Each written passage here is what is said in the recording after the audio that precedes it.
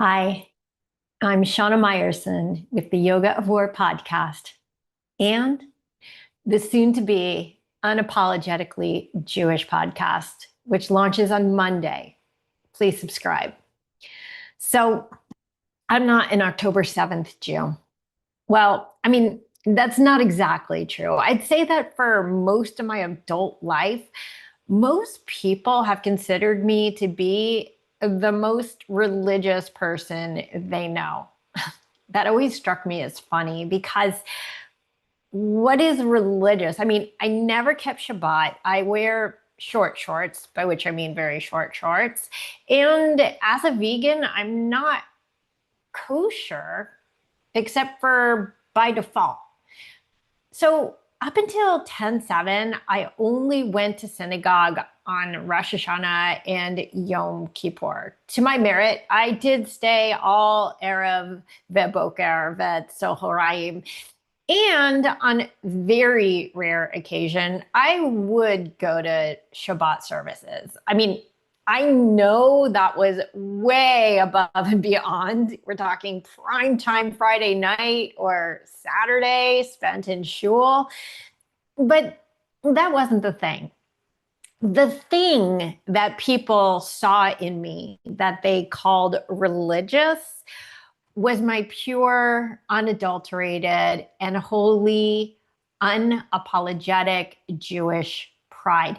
That has always been there. And now it's here.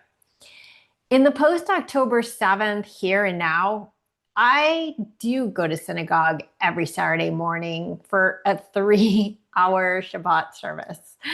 October 14th, 2023, I was compelled to go and pray and pray and cry and cry some more. And I've gone every week since.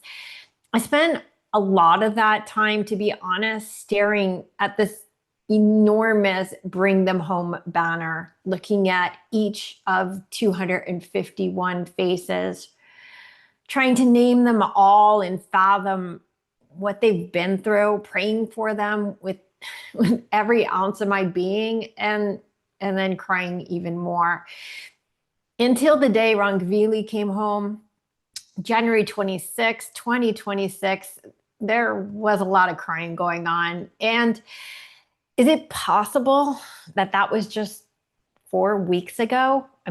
Is that even possible? To be honest, every day since October 7th has felt like a month, and every month has felt like a year. And 28 months later, I can't even remember life before the atrocities at all.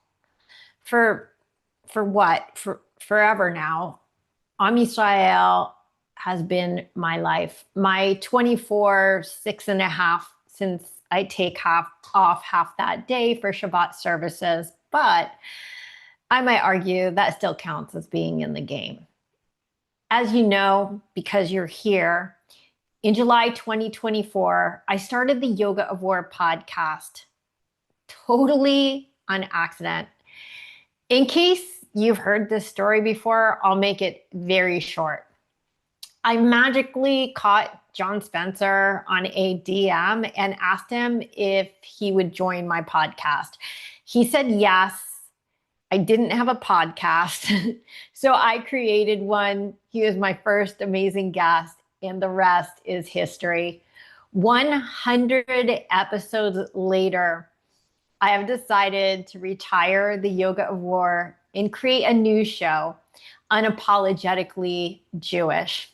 Hey, if the shoe fits, wear it. I'll get to the new show later, but first, I have homage to pay to the unbelievably illustrious roster of pro-Israel guests who joined the Yoga of War. If you indulge me for a moment, I'll make this fast. Just typing it out, to be honest, took my breath away, and I hope I could read it without losing it again. And I pray I didn't leave anyone out. So, the guest list in alphabetical order by first name, because that's how the files are saved. A drum roll, please. I'm not great with drum rolls, but I am good with standing up with Am Yisrael. Here we go. Aaron Bandler, Adele P. Raymer, Adi Radai, Amos Ayal, Andrew Fox, a repeat guest, and we will get to him later. Anila Ali, Ann Hertzberg, Ayub Kara, Ben Carasso, Brandy Shufatinsky, Chaim Mailspin, a three-peat, Chaim Shaked, Kochav Elchaim Levy, Coleman Hughes, Dalia Ziada, Danielle Sati Peretz, Daniel Seaman, David Bernstein, another three-peat, David Lippman, David Suissa, and to round out the Davids, my personal rabbi, Rabbi David Wolpe, Dylan Hosier, Doran Kidar, Einat Wilf, Eitan Chitayat, Eitan Halley, Rabbi Erez Sherman, Gerald Steinberg, Hillel Fould, another three-peat customer, Eob Schleien, a repeat guest, and an unbelievable thing came out of this friendship, so stay tuned and I'll explain. Itai Kentor, Jake Wallace Simons, Jane Hoffman, Jeff Weiss, John Andrasik, aka Five for Fighting, a repeat guest, John Spencer, a repeat guest. He wasn't only my first guest, but he came back for the 1-year anniversary of the show. Jonah Platt, Jonathan Conricus, Jonathan Sacerdoti, Jonathan Shanzer, Jordan Syed, Caroline Preisler, Rabbi Lior Sinai, Mark Dubowitz, Mark Ragev, Maya Zeev, Melanie Phillips, Michael Berenbaum, another repeat guest, Michael Vexel, Miri God Masika, Natasha Hausdorf, Noam Dwarman, Or Teicher, Orly Peter, Pushpa Joshi, Rawan Osman, Richard Landis, Ruthie Bloom, Sagi Dovev, Shabbos Kestenbaum, Shai Davidai, Simcha Greineman, Soraya Dean, Thane Rosenbaum, another three-peat, Tinashe Peter, Uri Kaufman, and Yasmin Mohammed. So many incredible things have come out of the yoga podcast. First and foremost, the honor of a lifetime to share conversations with many of the world's most important pro-Israel voices. It has been enlightening and humbling, and to be perfectly honest, quite surreal. I still can't believe the list of remarkable icons that I now get to call friends. Starting a podcast and later another, and then another, and also a Substack was for me serving Am Yisrael in the only way I know how. I'm fighting the war of words. I encourage you to find your way too. And if you need help finding that path, contact me. I will help you. We need you. Another mind-blowing byproduct of the Yoga of War podcast has been a paratrooper and a yogi walk into a bar podcast, which I co-host with Mr. Andrew Fox. I know there's been a massive amount of confusion as to who's the paratrooper and who's the yogi. Just to clear that controversy up, yogi.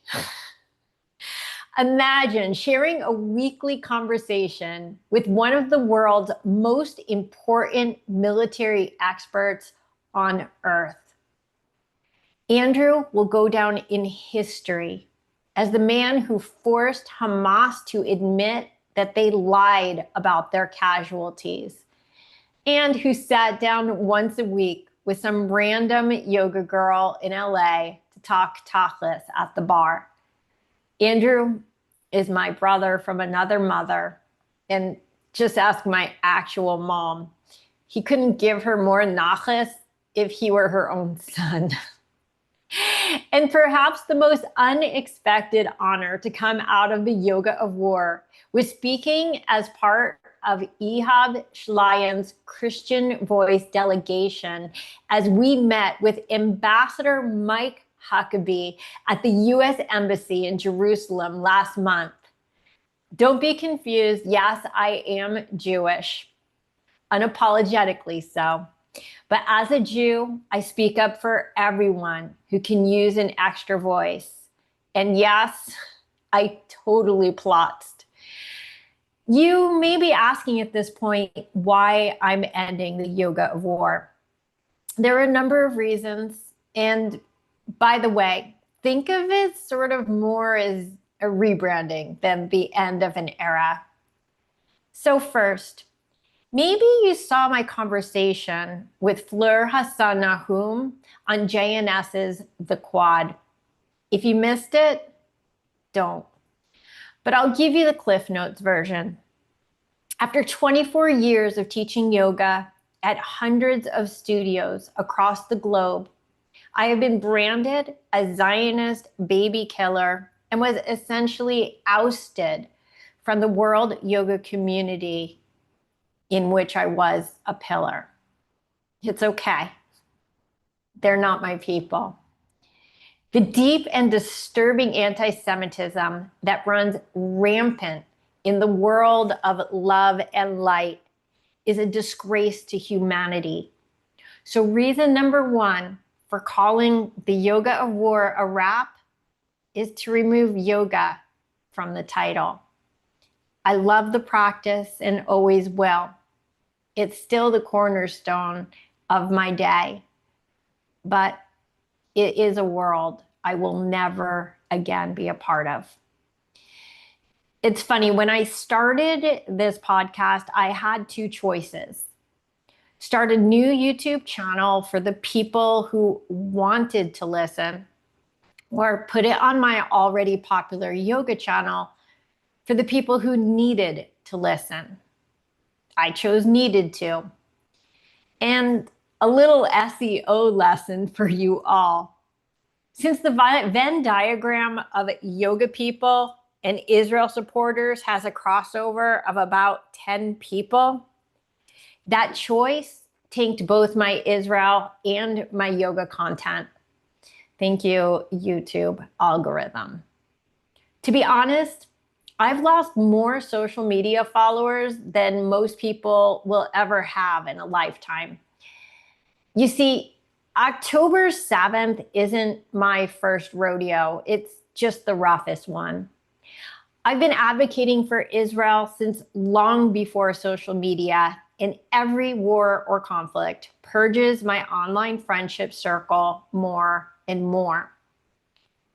The tragic part about this war is that it's the first war where I've lost actual, real, truly close friends in real life.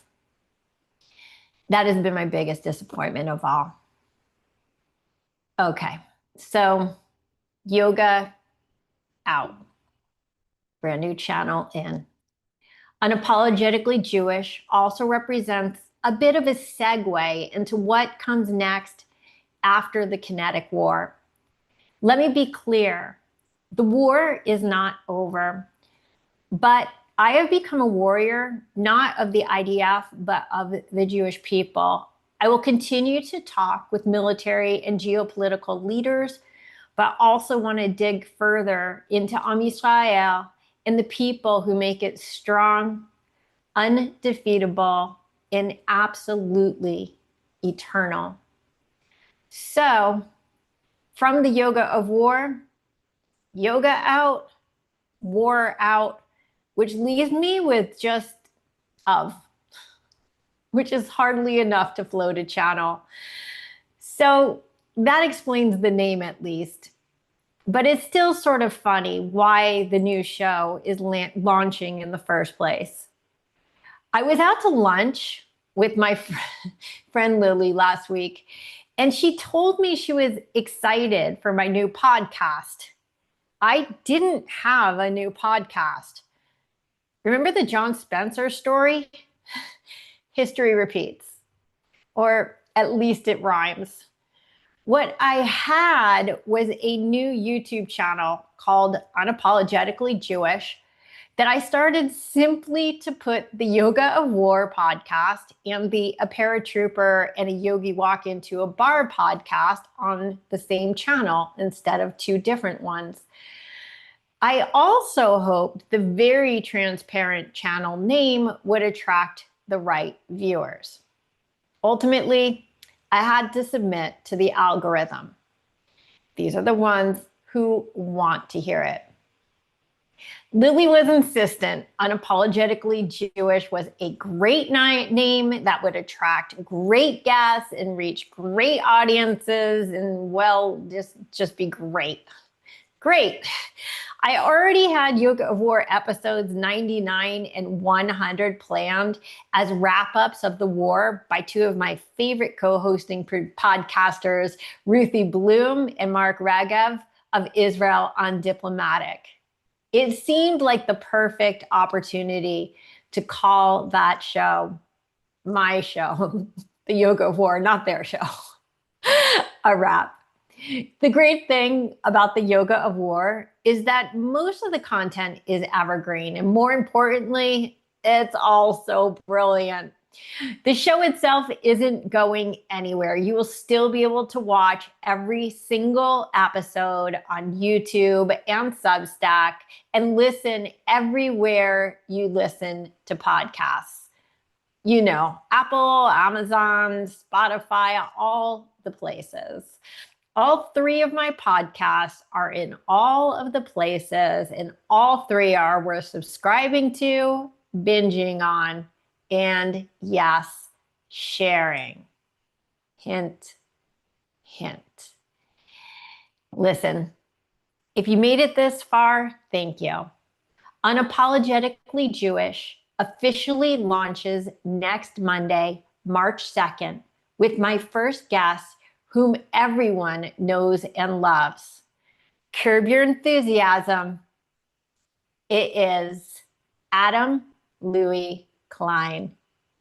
Hey, if you're going to start, you may as well start at the top. You know what I mean? I'll see you at the top.